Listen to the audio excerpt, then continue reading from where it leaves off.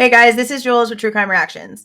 Disclaimer, everything stated in this video is my opinion and my opinion only, and just like everything else in these cases we discuss here on this channel, everything is alleged. Okay, so I was doing some diggy. Well, I was doing my comparison video of the PCAs when it comes to what Blake wrote versus what Payne wrote, and I came across this little article, and I don't know how I didn't know this. I don't really think it matters, but I still think it's interesting because it's like one of those full circle things. For those of you that have been here from the beginning, you know that I used to go over to Dago's channel. It's called the True Crime Cafe. I haven't gone over there in a super long time, and I don't talk to Dago or any of those other creators. I like to stay to myself. I tried to be social, guys. I tried. It backfired. I'm a lone wolf, and I'm going to stay that way.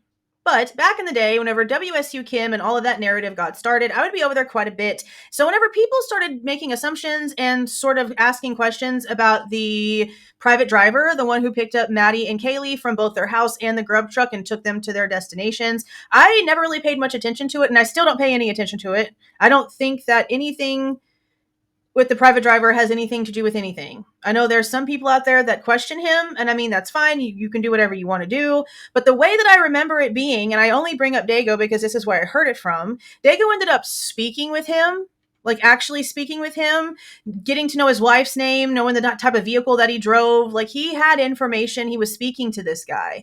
And it turns out that he was like an older gentleman who, you know, him and his wife's kid died in a drunk driving accident. So he kind of just like made it his thing whenever he got to like retirement age to sort of just like do this. That's how I remember it. If you guys remember this conversation, let me know down in the comments. Again, those of you that have been here for a while, like my OGs from like pre-10K subs, which, guys, we're almost at 35,000. What?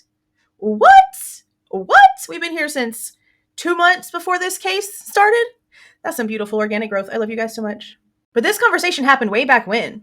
I remember it coming out on a live. I remember it being discussed quite a bit, but I went back and I tried to look on his channel for this specific date of this video, and I don't know if it's just titled something that I just don't know. I looked up different keywords. I couldn't find it. Again, if you guys remember this, let me know down in the comments. Now, I haven't changed my mind. I don't believe anything about the private driver is sus or anything like that. The one thing that I am pretty positive on, though, is that he is really the one that gave the family the information on the Grub truck live feed. But I mean, I guess it's still a possibility that Ethan and Xana's friend that works at the local station also came across it, because it is like a local feed thing. But they're both sort of taking ownership of finding it and introducing it to the case. But then in the PCA, the cops are the ones that take ownership for it. I mean, honestly, it doesn't really matter. We have it. It's done its own thing. It's been its own dumpster fire for sure. Sorry to interrupt you guys, but I've got to stop the story in order to tell you about today's video sponsor, Aura. Now, you guys know that it took 17 different companies coming at me before I finally chose the channel's first sponsor, which is Aura. I've been using Aura for a few months now. You know that song that goes, "The world is a vampire"? It is.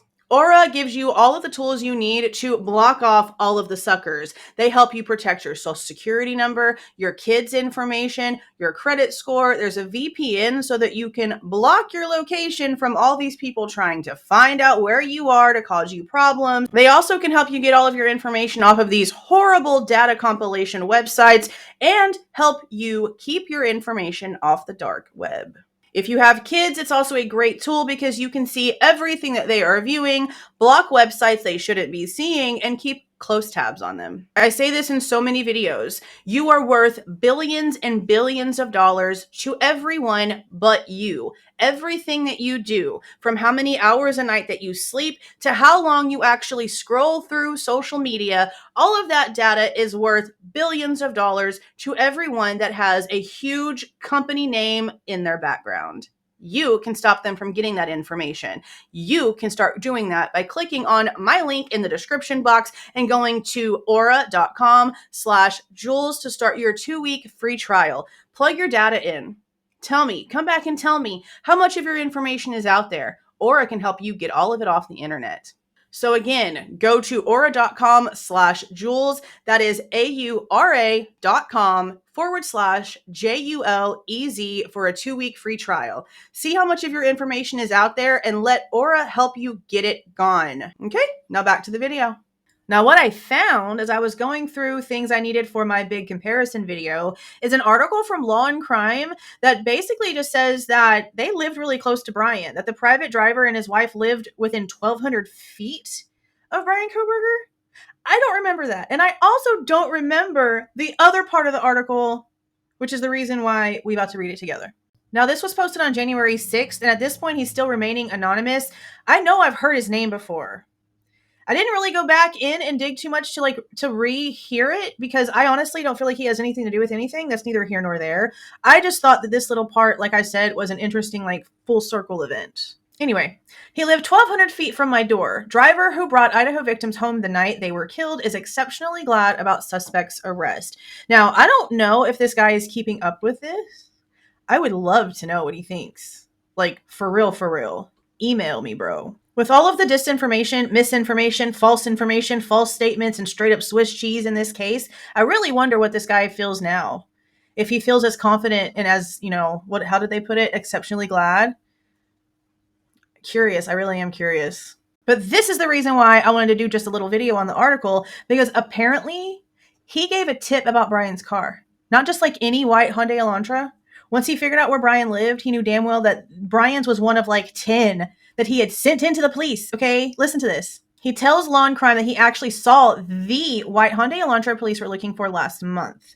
The man, who at this point doesn't want his name out there, which is another reason because he was really secretive, and that's totally fine. That was totally fine. He goes on to say, I was surprised, but exceptionally glad that some form of resolution is forming, the private driver said. I feel exceptionally bad for those parents and our community. He was somewhat stunned to learn that Kohberger, who maintains he did not commit the murders, lived near him in Pullman, Washington. He lived 1,200 feet from my front door. I spent 6 weeks trying to convince my wife there was not a threat and I was wrong, the driver said, adding that his wife still fears walking their dog despite Kohberger's arrest.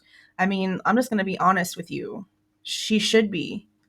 She should be fearful. She should be making sure she can protect herself. The driver spends much of his days shuttling people around town, so after the killings, he kept an eye out for the white Hyundai Elantra. He eventually spotted it at Kohberger's apartment building sometime after December the 7th. I thought it was too new, because it was. Because at that time, they were still telling us 2011 to 2013. However, he wrote down the car's Washington state license plate and submitted a list of 13 or 14 Hyundai Elantras he spotted sometime around December 10th through the Moscow PD tip line. He goes on to talk about how the girls were really, really nice and they were good employees at the Mad Greek, and that he was really disappointed in the way that the police came out and acted like this was a targeted attack and that there was nothing for the community to fear. Like they needed to just basically just go on as normal, like nothing happened. But that's not the case. It was never honestly the case, and even especially today, that's definitely not the case. I'm hoping they have an ironclad case. I desperately hope they have this locked down. If they let this guy walk, it's a shame.